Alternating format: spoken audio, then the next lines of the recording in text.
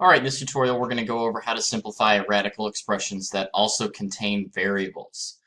So similar to our last tutorial, dealing with the numbers inside of your radical symbol is exactly the same. The only thing that is going to be a little bit different is dealing with all of your variables that could possibly have exponents. So if you recall, anything that has a square root symbol with no index, that's what the number on the outside of our radical symbol represents.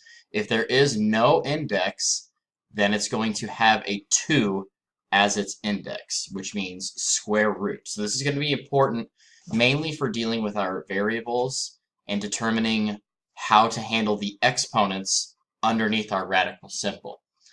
So in our first example, we have a 7 on the outside of our radical symbol. Then underneath, and then again, I'm going to draw this all the way out. Underneath, it's a 125 a to the third power.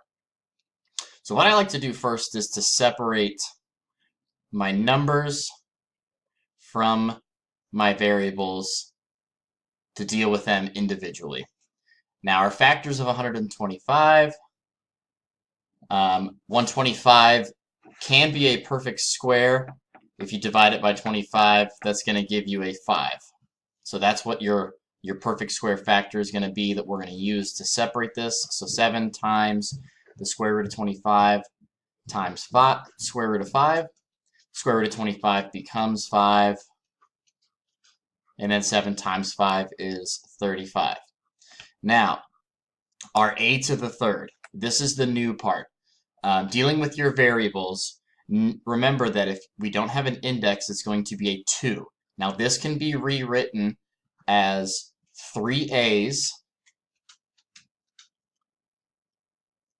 and we need to think of how to group these a's in terms of 2's to take outside of our radical. So we can take one group of 2, since that is what our index is. When we take one of those out, we are left with, when we take one of those out, we are left with 1 that is left over in our radical symbol. So the 2 gets taken out together. Think of it like your GCF.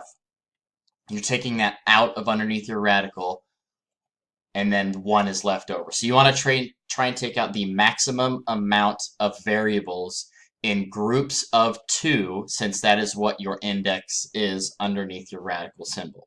So this can then be simplified as a times the square root of a, and this a is going to go down directly next to your 35, and then we are left with a radical 5 times a radical a. Let's bring those all back together.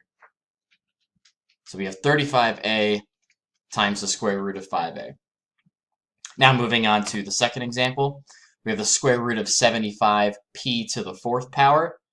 Our 75, we need to be able to find perfect square factors of.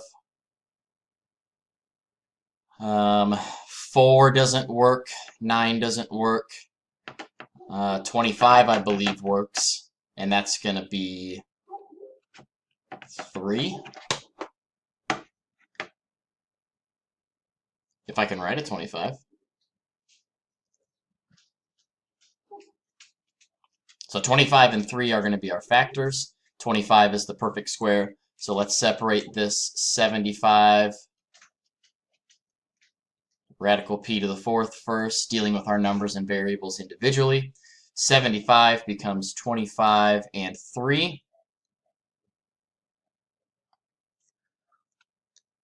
And then square root of 25 is 5. We're left with the radical 3. That's just for the numbers.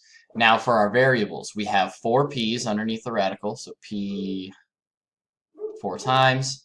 And again, we need to think of these and how many groups of 2 can we take out. So we got one group of 2 here, one group of 2 there.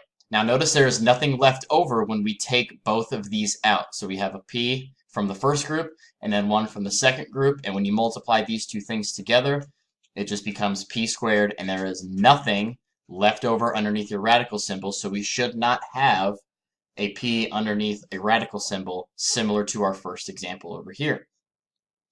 So then we're just going to combine our 5 and our p squared together out in front, and then our radical 3 is going to be left over at the end.